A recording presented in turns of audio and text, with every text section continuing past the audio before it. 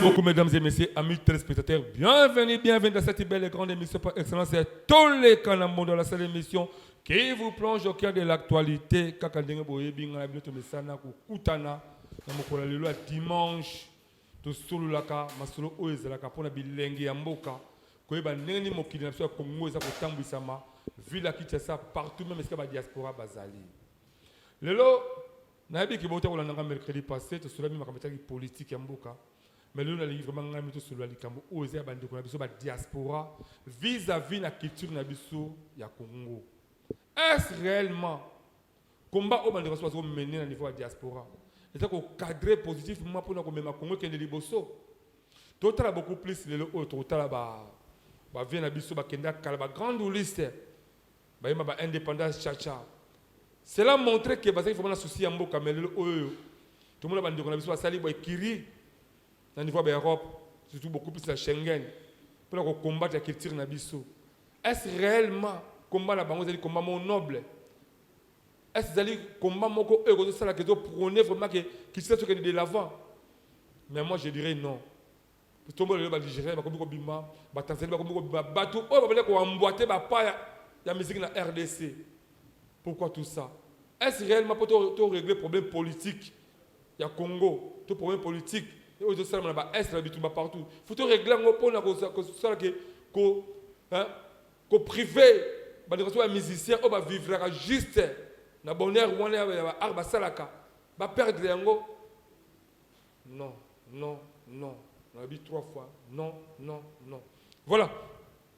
Avant de ma émission Lelo, donc on remercie d'abord moi Mboka Yves Mbumba waza derrière la caméra, bazali mon côté et il y a aussi Tatingia maza derrière.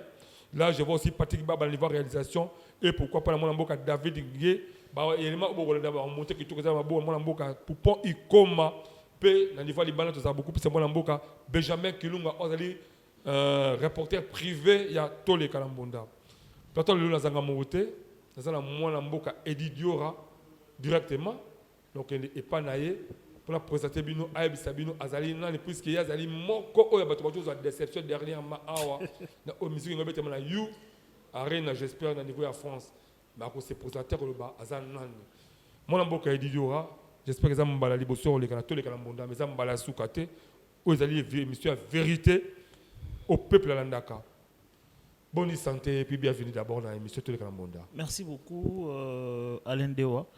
Et c'est mon anga mbali bosona le kana émission Tous les Kalambonda et ça linga plaisir au moninga na yetoye bana na yo na makambo susu lelo na combien invité na yo plaisir ça trop cadre ça bien ici quand on s'appelle nango et accueil pesa bien vraiment c'est mon makasi.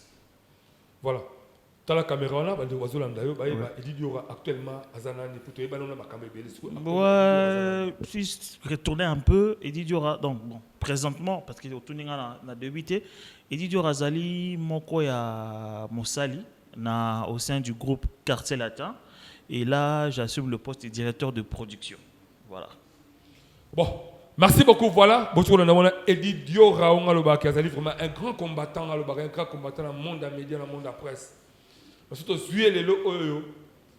je sais que Azal a une analyse très pertinente par rapport à la vie, à la culture, à la musique, à la RDC. Et surtout, ça permet de mon pas ou mon conzi, Kofi Olomide, par rapport à la musique. Directement, dans la bande de Kolabiso, les Congolais, dans la diaspora.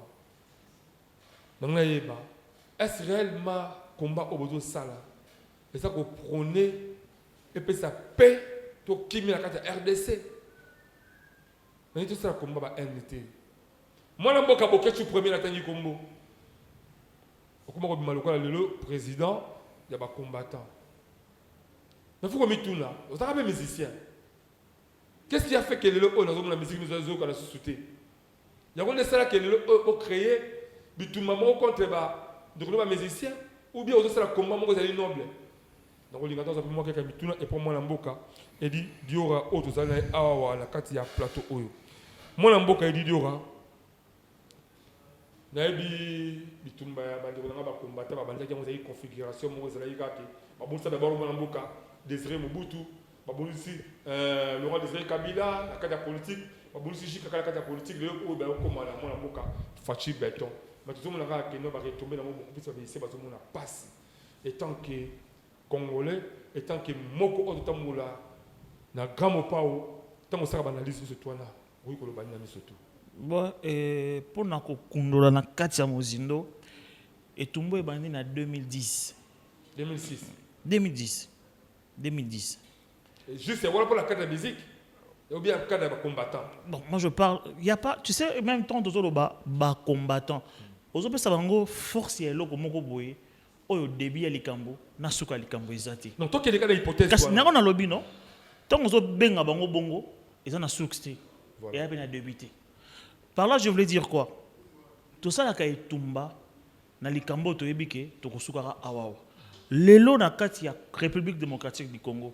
Si on veut parler des combattants, moi je veux parler, le tout premier combattant, c'est Félix Tshisekedi. Mais Félix. Je parle de Félix Tshisekedi. Actuellement, parce que c'est lui le premier combattant. Voilà. Qui a combattu le premier régime. Dans la Troisième République, c'était Félix. Lelo, moi, je Félix, il y a Kibukondi. Tout ça, le combat, il y a Nini. Moi, Dieu merci, tant que je suis bandit, je crois en 2014, à Paris. Marché au Salamara, annulation à concert, je crois, ce qui JBT, je crois héritier, tout le monde. Alors du coup, on s'est posé des questions. On est arrivé en 2018. Félix est passé. Tout ça, les Toumba. Non, Jikaka est parti. Félix est passé. Quand je dis Félix est passé comme président. Voilà. Tout ça, là, Etumba, il y a Nini. Dewa. Bandekoba au Talabiso. Lelo, la faute, ça revient au niveau du gouvernement. Dewa, on a choqué au Lelo. Ceux qui ont la culture, Bandekona, ceux qui ont la diaspora, ceux qui ont la culture, le Congo aujourd'hui, je vais dire la vérité. Et ça, tout premier pays, je vous dis, Oyoyo, ministre de la culture, Toye Bagaye statique n'a été. Et ça, au Congo. Tu te rends compte, de 2001 à 2021, il n'y a jamais eu un expert dans le ministère de la culture. Je te dis, ceux qui m'ont lobby, le Kuta, bon contredire. De 2001 à 2021, il n'y a jamais eu un expert. Pourquoi? Tout la transition à 1+4, il fallait prendre quelqu'un de parti politique pour nommer ministre de la Culture. Donc même ici, il ne fait pas partie, il n'est pas expert. Mais comme maintenant la partie Songolo Pakala, il doit être nommé. Parce qu'il y a une liste, il y a Batua Songolo Pakala.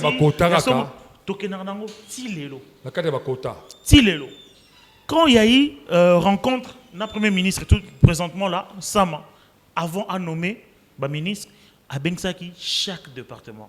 Moi j'ai vu, musicien Bakendaki, théâtre Bakendaki. On s'attendait peut-être aux experts. On s'attendait peut-être, au moins peut-être sur la culture, où les gens vont se dire que tout ça est basé dans la musique. Non, je parle en général. Exactement. Je parle en général. Il y a le art plastique qui est là. Il y a le art plastique qui est là. Moi, j'ai vu mon professeur qui m'a donné cours, le professeur Tezo. Parce que moi, je suis un sculpteur à l'Académie des Beaux-Arts. Mon professeur Tezo, il est vivant. Aokoufa, pauvre. Où est la culture? Aujourd'hui, il y a une plateforme, chaque fin du mois, il y a un musicien, veuve. Est-ce qu'il y a un rôle à la culture? Est-ce qu'il y a un rôle à Sokoda? Pour sauver la musique, pour sauver les artistes, il faut qu'on paye sa maman veuve. Moi, c'est sans souci. Moi, c'est à Madilou. Moi, c'est à Nibes Combo. Il y a un de Bengi. Non, c'est normal. Oui. Est-ce qu'il y a un de Bengi culture? Allez, ça, passe dehors. Culture, la faute revient au gouvernement. Donc, tu as vis-à-vis de Bengi combattant. Il y a une démarche nion surtout, les sangs nion surtout, ils ont un mokonzi. Ata mokonzi azate, ils ont un secrétaire. Bande on a soit banda idée na bango ça bien, mais lelo ils sont malades. Tu es ba komba ngote, mokonzi alaka nani, siège alaka wapi, document alaka nini, bo mener comment nini. Qu'est-ce qu'un artiste peut avoir na politique dewa? Bon, il y a des fois, les politiques de temps, ça va bien, nous sommes tous toujours bafoués. Mais omoni mutuloko abo kechura na choc mutuloko la bo kechura folklore voilà et ça jalousie kaka pourquoi to fanda omoni to fanda to la mukana tongo mutu mo lobio non na ke poto moi avant non mon ngo zaki elo moko extra kokoma na poto Dieu merci. Et ton accueil na bon nanga za normal. Voilà. Na kepe na sala musa na zongi, na ke na sala musa na zongi. Je préfère encore na sala ba tournée d'Afrique que dans la tournée européenne. La Côte d'Ivoire, ba Éthiopie, ba Zimbabwe, tout ça. Je préfère encore que na la mukana tongo na que nous fa na poto parce que quoi? Baza ba banlieue, na ba HM manda ko moko boy. Qu'on peut même pas parler. Na yepo na finga bango te, ngai pe na la. Ce sont des réalités oui, à découvrir. Na yepo na finga bango te parce que quoi? Na base. Dewa, yo yebinga. Il y a 10 ans passés, on s'est connus. Au yebinga, na uti wapi, pona koma wapi. Mais il y a eu des gens, oyo ala moki na tongo, bateka ke le pango na bango, famille est indienne na poto, il s'est retrouvé nul, il connaît pas écrit, comme parce que au monde de France, seul pays en Europe où il peut se rendre mukanda facilement, c'est la France. Donc au Rokutana Fimo, même un receveur, azana mukanda. La France, même un receveur à Mukanda. Ça veut dire qu'un bon matin, je te réveille, ah, Fiona française, Fiona belge, au tiers-zemi, ma péché au récépissé. Ça te permet de faire n'importe quoi.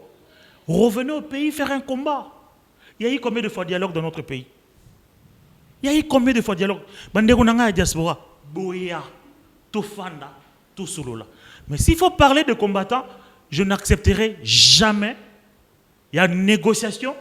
Na plateforme oyoyo et banité chef azanani secrétaire azanani siège zalaka wapi personnalité juridique zalaka wapi alors pourquoi on doit faire un combat pourquoi on doit dialoguer na batonde ngona mais s'il faut faire un dialogue la plupart il y a 90% les gens qui travaillent avec le chef de l'État ce sont des diasporas voilà moi la mboka didio la ngito kuto il voulait toujours ma question tout le monde siko ke la tout bandaki les bandana sont abi bandeko ba bimaka ba bundaki à l'époque butu to banga avec ça François Mitterrand c'est pas même combat zéro à l'époque abi finga nanga ba François Mitterrand pesa bango mikanda ayebake bakende kuna kana ba réfugié tout le monde se bandeko ba na tango ya mwana mboka désiré Laurent Désiré Kabila alors c'est grave to comme la ke ba ko bundisa mwana mboka jikaka no to bundisa régime jikaka za malamte le ba comme mwana mboka fati o fongola ki maboko abike en tout cas mutu ayebi ka to se sentir ataki lésé na époque wana azonga mboka to tonga mboka mais tant yo zo mona ce que ndeko na biso wana ko telemela ba musique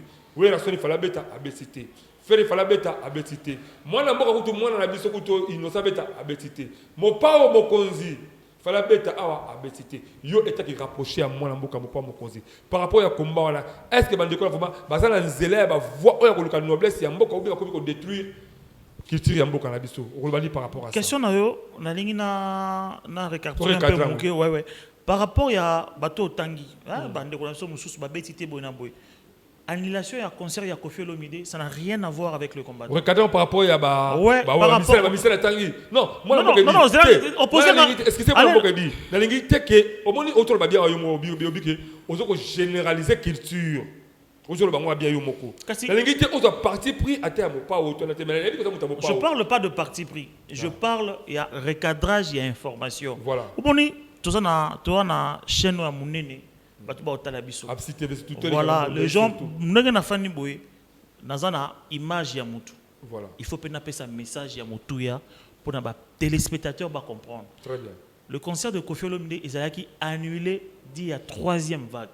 Moi, j'ai le lien. Il y a Sarkozy qui a parlé, et Macron, excusez-moi, qui a parlé aujourd'hui.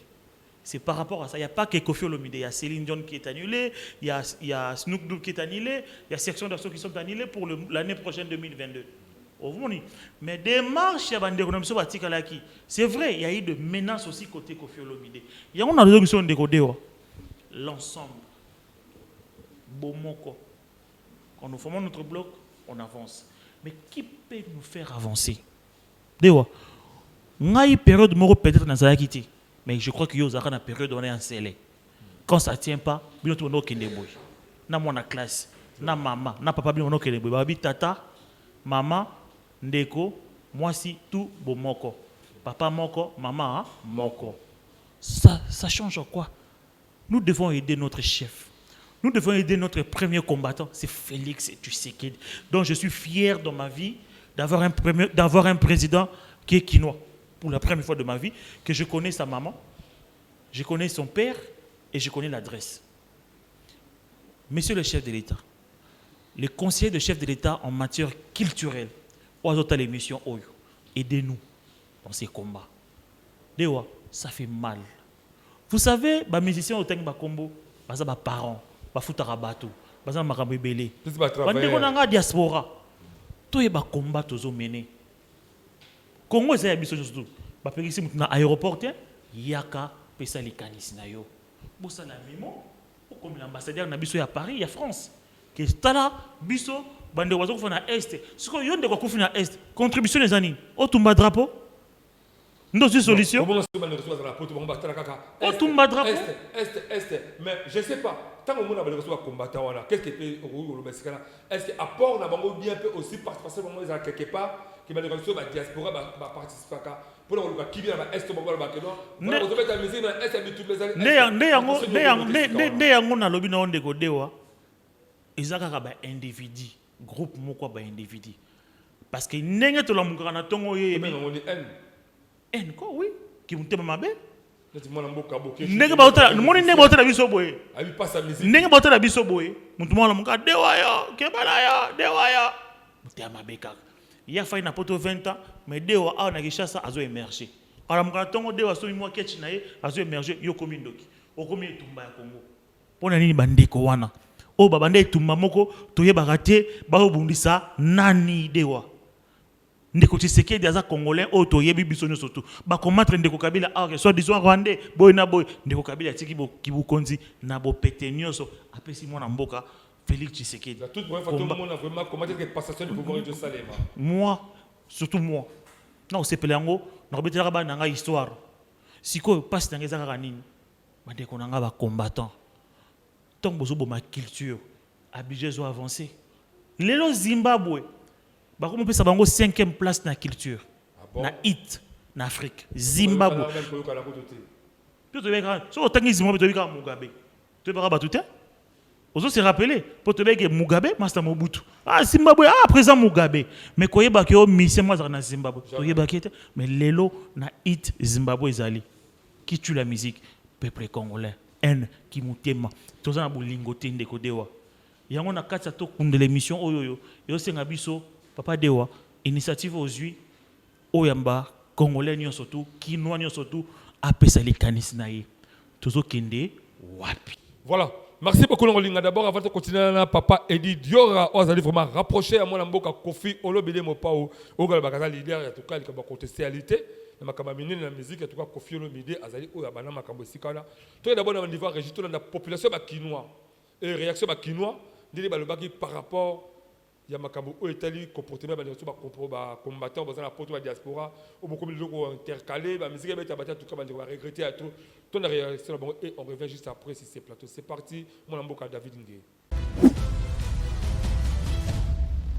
Monsieur Dewa, merci pour que motuna na yo.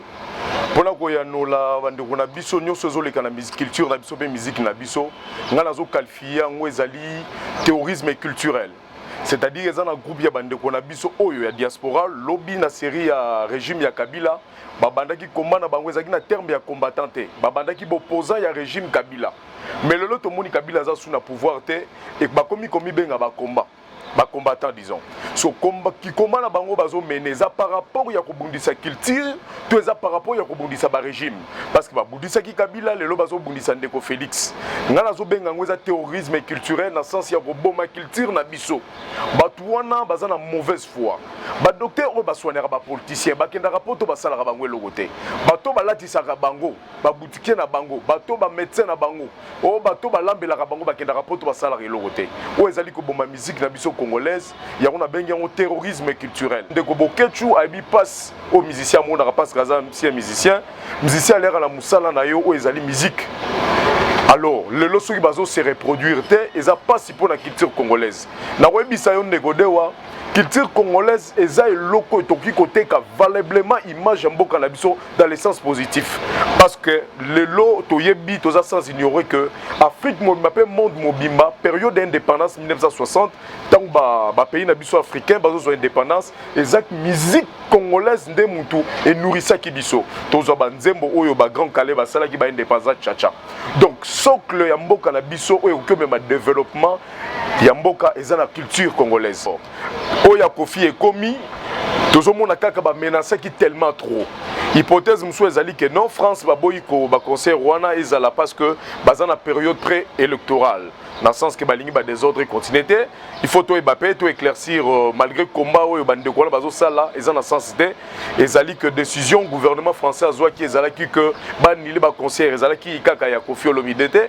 ezaki pende ko na Bisotek les Camerounais d'origine camerounaise mais à nationalité française ezaki na Snoop Dogg alingaki se produire mais ngala ko senga la bande ko na biso ba combattant ba afficher mauvaise foi te tant eleki nyonso ba telemelaki Kabila le comme Tshisekedi ba ko telemela susu kwa koya au juste bazo bo ma culture na biso monsieur les journalistes ezo salanga vraiment pas si mingi na motema. Vous savez, le développement d'un pays est allé sujet à un domaine nyonso et kesel par rapport à la musique congolaise. Dans le temps, toyebi que mboka oyo ezala ko kambamana Mobutu. Quand on a vu qu'il y avait la dictature de M. Mobutu et que le pays sous Mobutu azala ko diriger les sous Malamoute, c'est en ce moment-là que les anciens étudiants congolais oyo bakenda kapoto se transformer en rébellion contre Mobutu. Quand je parle de la rébellion et la opposition wana ezala lutte ya ba jeunes congolais dans le temps na poto pona ko kotana na ba mindele ko expliquer bango que pas na biso rien ne va. C'était ça lutte na bango ya liboso donc pour combattre la dictature mobusienne. Quand Mzee Laurent Désiré Kabila Ayak, Soki Otali, tout le monde était unanime n'arriver naie. Et quelques années il y a ça na pouvoir, il y a eu la dictature. Les intellectuels congolais réunis en Europe, ils se sont toujours mis hors la dictature. Il y a président d'une république quelconque. Et les lots soki totali que ba musicien na biso o bazwa lipa na bango, il faut ba kende côté ka matière na bango libanda ya mboka o tozo benga culture congolaise. Oyo les combattants oyo bazal lelo na poto, ils ont échoué à leur mission. Ils ont oublié mission oyo il fallait basalaka. Ponanini, ils ont transformé d'abord mission wana na tribaliste. Oyo mokonzi wana aza munoko ya mboka na ngai na se rallier sima na ye. Nga naza opposition par rapport ya mokonzi azo kambalelo. Moi nazali ko habiter poto parce que naza monoko ya mboka na opposant wana, c'est-à-dire na se rallier sima ya opposant na bundisa mokonzi ya mboka. Mais total anan. Un musicien c'est qui, messieurs les journalistes? Un musicien azali koteka maloba. Azali là pona ko faire marcher. Donc c'est un communicateur. Azo communiquer ni culture naye, culture ya mboka na biso. Si lelo un musicien a yembeli mokonzi ya mboka, mabeza wapi? Soki yo pe ozana mako, ki pesa ye akoyembela yo. Mais lelo est commis parce que musicien Kingandi a yembelaki mokonzi ya mboka, a yembelaki Congo. Yo ozana poto omoni yango mabe. Non, non. Tika musicien azala libre. Ateka culture congolaise. Musicien azali mopanzi sango. Po bayeba culture na biso, il faut musicien congolais akende poto aemba asala ba concert na ye, azuwali pa na ye aya koliesa mwasi bana na famille na ye. Oyo bandeko bazo sala lelo ezali hors mission oyo il fallait basala. De retour sur ce plateau exceptionnel de votre belle et grande émission par excellence, c'est tous les canaux de la seule émission qui vous plonge au cœur de l'actualité. Bon, on dit comment est-ce que les Quinois, les Congolais en général, comment est-ce que ça déplorer le comportement des Congolais besoin d'étrangers. Il faut que vous soyez sensible à comprendre que l'acte de ça là, c'est un acte qui prône bonheur de la Congo. Le Congo est développé. Le président de la République a fondé le Maboko. Si on dit que vous avez un poteau, vous avez réellement besoin que oui, il faut participer pour le développement du Congo. Il y a qu'à au Congo. Vous avez besoin de politique, il y a qu'à au Congo. C'est ça que tu crées le poteau, comme vous menacez des musiciens, vous avez quand même un conflit le bide, venez au matériel de la musique. Aussi moi un boka wera solo, venez au matériel de la musique. Non moi je suis innocent, venez au matériel de la musique. Yo ko bote na ba faire ebola. Ba hérité wata tout voilà. De façon moi un boka boka tu premier surtout dans autant à combo na yo puisque ozo bima jusque dans la comme OK, ya mutu azoko induire bandeko ba basaki ba soit des combattants ya politique, ba ko les ba combattants ba musiciens. Ou comment la musique pour les musiciens ça pour la politicien. Quand on a mboka Congo yangoyo bokita boya to sala to na Congo elongo mwana mboka Edidio toujours continuer toujours na bino ba question zali belé to le bani siko ba valeur ya question ça détruit ou bien on peut encore compter que nous avons encore les terres complètement papa dewa ozo la saba élément bande ko na to talawa pona to swaka wana te voilà zwa caméra ya émission na biso kile na zo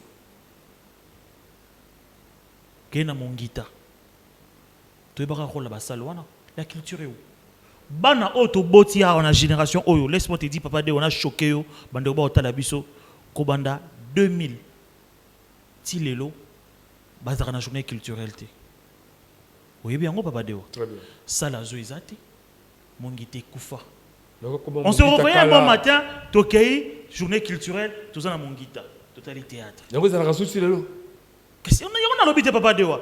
Tout c'est limité quand on a été. Zoa caméra qui n'est na zo. T'as ba papa on a besoin de ciment, on a besoin de tableau. T'as ba papa on a ba grand artiste lelo. Ils ont 81 ans, 71 ans, 61 ans. Ils sont là. Tableau était camarade. On n'a pas même la salle d'exposition. Le choc encore papa dewa. Zoa caméra na yo qui n'est na musée. Et comment ça là ba fête? Kene na musée, zoa caméra na yo na 20 hours. Papa de wana silisa. Na silisa. Zoa caméra kene na musée national chaque samedi. Et comme siège, il y a ba fête. Artiste relié. Et comment nango siège il y a mariage civil. Et comment nango siège il y a mariage civil.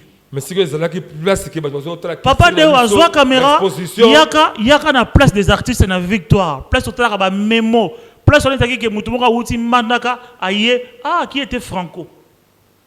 On n'a pas la salle d'exposition. Nous peut-être on devait se retrouver biso bato bon moi je suis peut-être de génération Franco un peu on devait peut-être partir dans un musée national na moni bilamba Franco na moni bilamba Pongolov Kofi de son vivant nous devons peut-être lui rendre hommage. Aujourd'hui, où on peut retrouver le tableau de Liolo? Liolo est parti, tout le monde a tableau de Liolo. On regarde, statue de Zara Liolo. Mais où on peut exposer? On n'a pas la salle d'exposition. Tu vas à jardin, moto na moto, bon, c'est des bandes longues. Et Koufa, et comme un garage. Ne pas bureau à l'État. Et papa Dewa, et Koufa, oh, il dit que chaque samedi, dimanche, Minzoto. Avec ta kinga. Tout le monde a besoin de zo. Tu sais pas les minzoto. Non, c'est la montre qui est depuis Kalato là-bas. Il y a des combattants. Mais c'est ça. Parce que par rapport à combattant les autres, tout le monde a autre salami autour. Est-ce qu'on peut dire qu'est-ce qu'on peut noter par rapport à ça, papa dit? On a ce qu'on appelle distraction politique. On se revoit un bon matin, on voit à la télé, on a poste à Séni. On se revoit un bon matin, avant-hier que je suivi aux parents, Banabakene n'a pas eu du peuple. Il faut soit agi bana wana bakenda qui n'a pas l'un du peuple bandeko na bato talanga papa deo ça na mawa tant que parent. Est-ce que moi à 8 ans a réclamer que to lembi to zonga classe où on est nous papa deo to sur na plateau ti zoa caméra peuple ça na posa na libanda ala que ça yo réalité kede na wenzabi keko tu verras des artistes. Où est leur droit? Voilà. On va continuer la bino d'abord. D'abord, dans le bagage il faut qu'on ait un cœur sensible. Comment est-ce que mboka dotambuisa moto otambuisa mboka tela ba haine na ba bitu mapamba la pamblate o ezanga mutuna makolo oyebi que choix quelque part on lui se rattraper on peut se rattraper il faut pas offrir balinga non ça c'est pas ça le Congo to construire Congo na bolingo na bomoko ndenge mona mboka Edidio Rauti koloba na ngena tanga mloba ndeko na yebi ba cœur sensible le kwa mona mboka Kami Kalele génération Congo nouveau mona mboka Jigal nazoka songo solo nao déjà na lemba Jigal kaska songo maintenant ton kutalité mais faut kutana ngala yo mwana mboka Frank Mbozola Meso et pourquoi pas la mwana mboka chef Mboma Kilikibi bato bazo luka kimia bazo luka bolingo za la kati ya mboka zo Congo et pourquoi pas la mwana mboka Patrick Moloni Moke ba cœur sensible bato bazo sunga bato to kele bona au niveau régie totala maman moko abimi na niveau commune en scellé en tout cas musala za ko sala c'est ça ce qu'on appelle l'amour ko kunda bibembe azako c'est la tête que non aza ni député ni sénatrice. Alors, on a dit que les musiciens vont évoluer. Si on a dit que Congo, il y a un tout niveau régir sur l'élément où il y a maman Gisèle Moloni Kamwanya. En tout cas, félicitations. Allez encore de l'avant. Tout l'élément, on revient juste après si c'est plateau pour continuer à mon amboka Eddie Diora.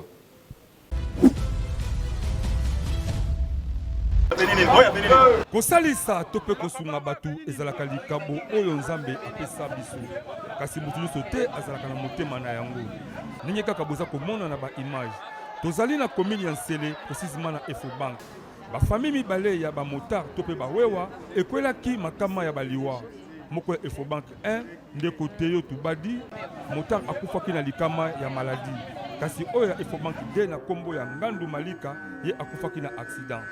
Mama oyo boza komona ye nani mama Gisèle Moloni Kamwanya lokola nzambe apesa libota na ye motema ya bolingo elongo na molongali na ye le grand chef coutumier ya village Tolingana pe sous-groupement ya Mikondo chef Patrick Moloni Muke sango ya liwa ya bamotar epesaki bango pasi tellement batonda boboto bakitaki inde kokabola mawa na ba famille éprouvée batambolaki elongo na quelques membres ya parti MSC o ekumbamaka na mwana mboka Laurent Batumona bakutanaki na ba mabota ya bandeko oyo batiki biso pe na motema ya bolingo oyo bazalaka nango bazwaki en charge makambo oyo etali ba cercueil corbillard pe mabulu esukaki kaka bongo te batikelaki mabota yango misolo oyo ekoki kosunga bango na tango oyo bakundi nanu te ba famille éprouvée elongo na bandeko oyo bazalaki wana basepelaki mingi komona geste oyo couple Moloni Muke Patrick basalaki po bazelaki lisungi epai ya bato misusu kasi bazwaki te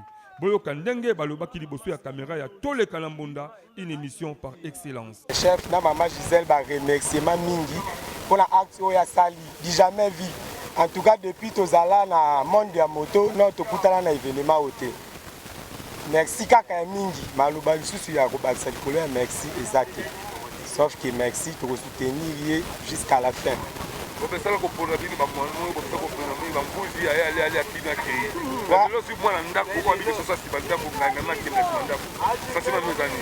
Donc to se peli mingi ndeba ba matembela simandako atoki nzala na 12 heures obuko tokisi olie. Tozalaki na ba oyo aye akosi biso na polo 5000 après azwi ba voix apungwe akei. Lelo siko tondimi ko soutenir maman na biso Gisèle Kamwanya Moloni tozana ye du début jusqu'à la fin. On a souci ya mokonza mboka nde yango tozo travailler ensemble na sous-groupement ndenga lobé papa Patrick Moloni et puis maman Gisèle Kamwanya Moloni yé Moutazali présidente de la Ligue des femmes de commune en Nsele. Mais où met la mère? Ayokaki mbela ya bandeko na biso bawewa nde alobi te nga naza mama sociale nakotika jamais ndeko na ngai akende kaka boye sans toutefois nga moko na participer nde na raison wana mama elongo na papa et puis na parti mobimba de se mobiliser toye boyoki ndenge fumu alobi alors biso nde il faut toyedaka bandeko na biso. Parce que objectif na biso na MC, vu que tu as première force politique, il y a lié à UPS, tu tozala na 150 députés na Congo na biso.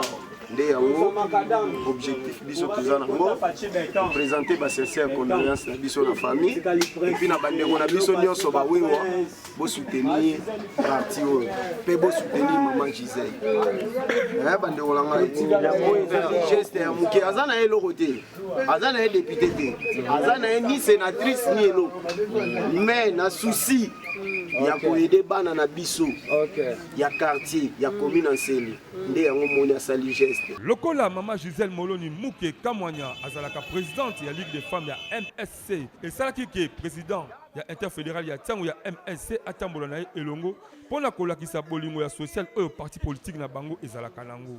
Tour à tour balobaki boye liboso ya caméra na biso. Balinga na biso ya moto basungaka biso koto yo bakufelaki. Akufelaki bandeko mibale moko basalaki accident moko mo malade moko yelaki ye.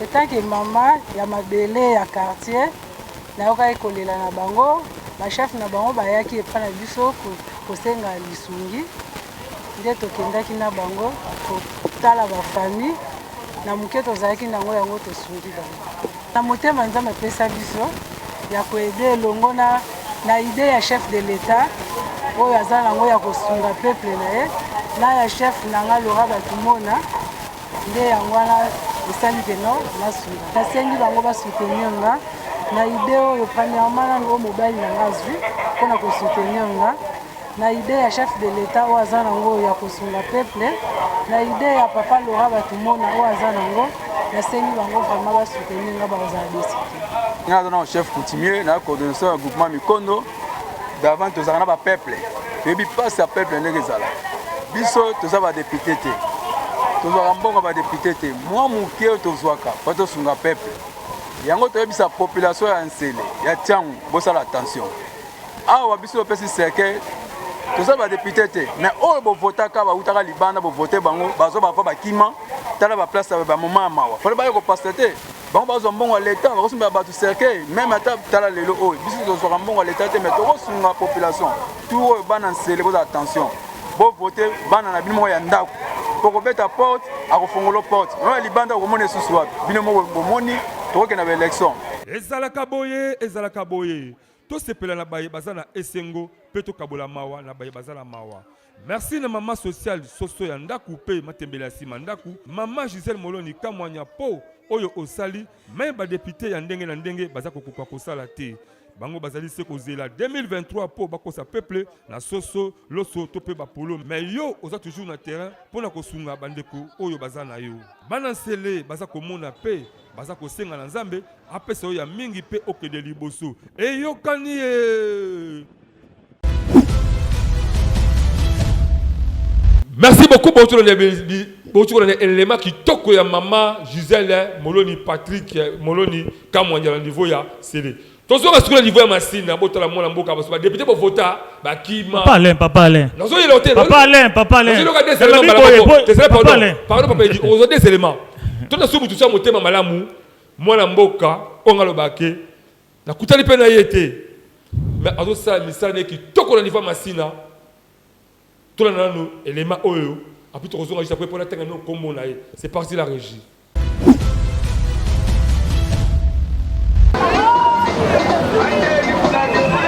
N'ébite vraiment ce qui n'a kolobani son excellence Jean Ngoyi ministre na biso papa.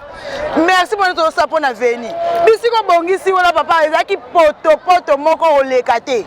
Mais pour le moment to pe pokoti do musale salami kitoko lelo so ko sala biso a problème c'est zani souci o ezala entrée na biso afale longo amen bakamye kota ka lisubo ete donc to koma ko souffrir biso église za a donc moi to ba église za to place comme poto mais l'autre c'est pe le ko ko so tracteur souci to longo a pe bon on met 50 to zala to te ba condition mo ya kitoko te donc to te ba condition mo ya bien te le ko tracteur koti avenir zo bonga dispensaire yango topesi merci papa umela esika ozali komona nga wali avai na masina en tout cas nazosepela mingi naomona vraiment eza étrange tozala badepute ebele totikala komona na député lokola Jean Ngoyi te na komi ministre provincial ya finance na biloko oyo azosala azali molobeli ya bato mpe moleleli ya bato donc na butu na ntongo nyonso oza na problème oluki ye na poko ya solution emonani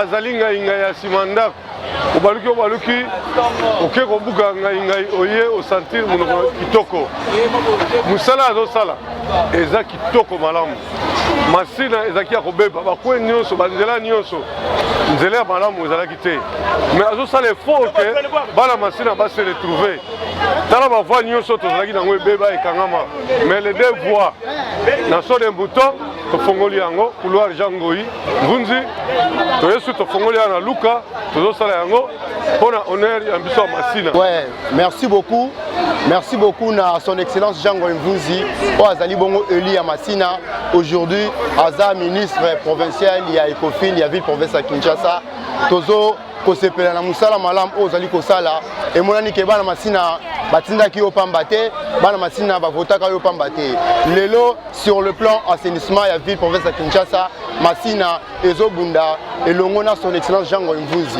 tolobi boye masina ezali likambo na biso nyonso ndenge yo lobaka ngo masina ezali ndako na nga masina ezali lopango na ngai lokola lopango na nga kolingeza ya salite te yango tomoni lelo na direction ya luka tracteur ekiti ezosala musala malamu o epesa bongo sur le haut patronage ya son excellence Jean Ngoyi Ngunzi na o etali bongo kini bopeto o ezali bongo mot d'ordre ya gouverneur de la ville province ya Kinshasa ozana esengo makasi mpona kolongola biso na bombu ya salite na kati esika oyo bapotopoto so mbula ebeti tozwaka esika te me nzambe apesi tata oyo likanisi ya malamu mpo alongola biso na bombu alongola biso na mikrobe aumela mingi na ngwendene ya bokonzi.